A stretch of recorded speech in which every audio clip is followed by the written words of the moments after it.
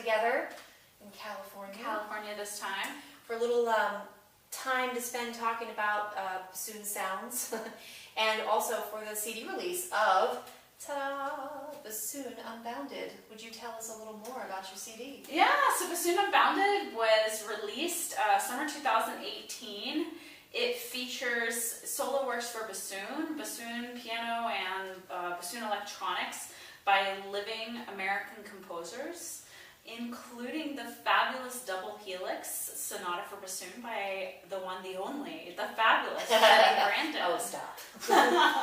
So what we like is that the cover has the beautiful sculpture on it, and today we're standing next to the beautiful sculpture by Susan Hawkins, who is a local sculptor who actually lives literally just a couple blocks away from me, so that's kind of cool. So really excited about the CD release parties that are happening this weekend to really share this. And if you're watching this and you haven't gotten the CD, go get it. Fabulous works of music on it. Yeah. I really encourage you to get the CD, do some listening, order some music, support living composers. We like that. Good. And Jed Moss on piano. Fantastic. We love Jed. So we thought, since we're together here in the same state, that we would talk about sounds that the bassoon can make. I really wanted to start to understand what are some of the cool, crazy, fun, interesting sounds that the bassoon can make, because I've already started to write some things into the piece, but I'd like to know more. So, some things that I'm thinking about, I'm just going to start with some ideas and maybe you'll just play for us. Sure. The idea of growling. So I love this idea of this kind of sound, this low kind of guttural sound that the bassoon can make. And I'm wondering if you just play a little bit. Sure. For us to hear So it. Yeah. those that have listened to Double Helix may remember in the fourth movement, Jenni writes this in, and this is something that we collaborated on in the fourth movement, this concept of what I'm actually doing to produce that is I'm flutter tonguing. And this can be done in any range. So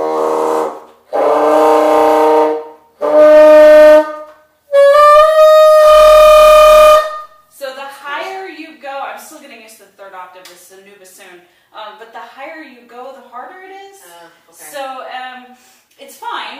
So for me, I have experience with Alexander Uzanov fluttering on high third octave E, so this would be fourth space E in the treble clef. Wow. But for accessibility to other players who don't do crazy Highs. yeah, right. When we're up in when you get above that C, it gets pretty difficult to keep the air pressure for that third octave and flutter tongue.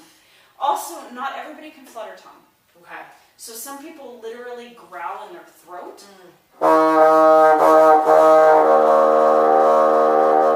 It has a similar sound, but you're also going to get a vocalization. That's you can probably hear. That's kind of a cool effect, though. So what about singing into the instrument, singing and playing? Good. This is also possible. I haven't done this in a while.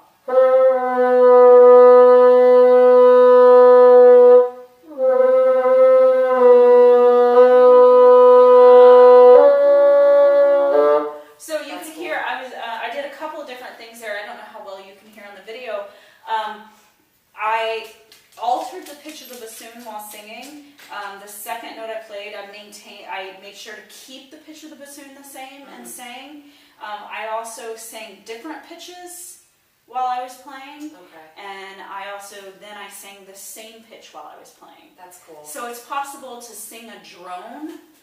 Just again, to sing a drone.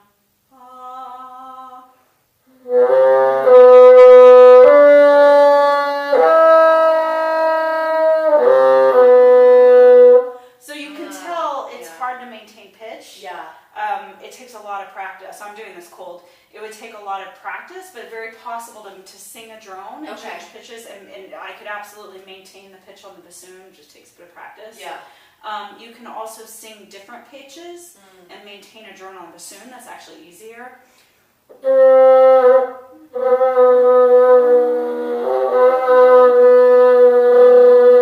That's cool. It's kind of creepy. It is. It's like a little bit of a ghostly sound, too. Right. Yeah. Okay. So because we're vibrating the reed, unlike on flute, it's hard to hear the vocalization. Yeah. Instead, what you get is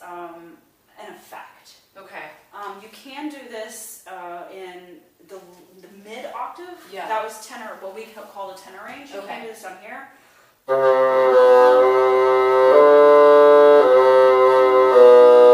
I was holding a drone there. Okay. That's cool. That's even harder to hear the voice. Yeah, I was gonna say that feels like a soloistic effect. Like if you were just by yourself. Yeah. And we wanted a very intimate sort of effect. Everybody else has to drop Right. out. And it's not very. It's hard to hear it. Yeah. Yeah. So what about playing? So other like sort of effects as far as like with the vocal and like the reed itself. I mean, like what are some things that you can do? So with that, because the reed is the noisemaker, the bassoon makes no noise without the reed. Right. So you can play the vocal with just the reed. Okay. And by manipulating your embouchure, you can get different pitches. Okay. Now you can't play songs. Right. But you can get different. And like a brass instrument, by manipulating your thumb at the bottom. So how would you, if you were notating that in a score, would you say remove vocal You'd from say instrument? read on vocal. Read on vocal. Okay. Okay. And this, I've never seen notated. I just have to come up with something. You'd probably have to put an asterisk and then say performer notes. Okay. Okay.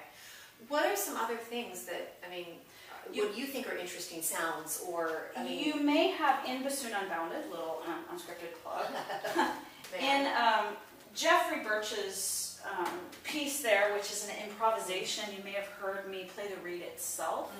Again, this is the instrument, so this you can pitch again by manipulating your embouchure. Okay. So obviously that's quite loud, Right. But with a reed quintet playing behind, that may be a sound you want. Okay. You can also get, of course, the multiphonic out of it, and again by manipulating.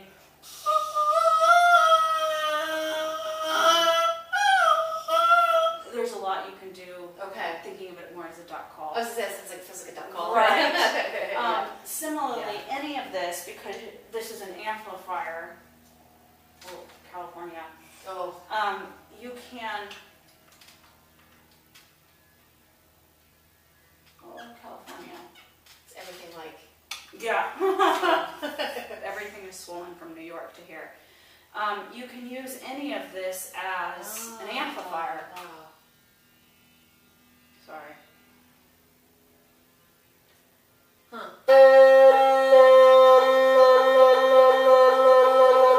And that's just the top you took off. That's there. just the bell. Oh, that's cool. Right. Okay. And you can do similar things. I could put this just on the wing joint and use the. Okay. Of course, all of this takes time. Yeah. But it is quite. This is the easiest, but that's quite interesting. Yeah. Same thing.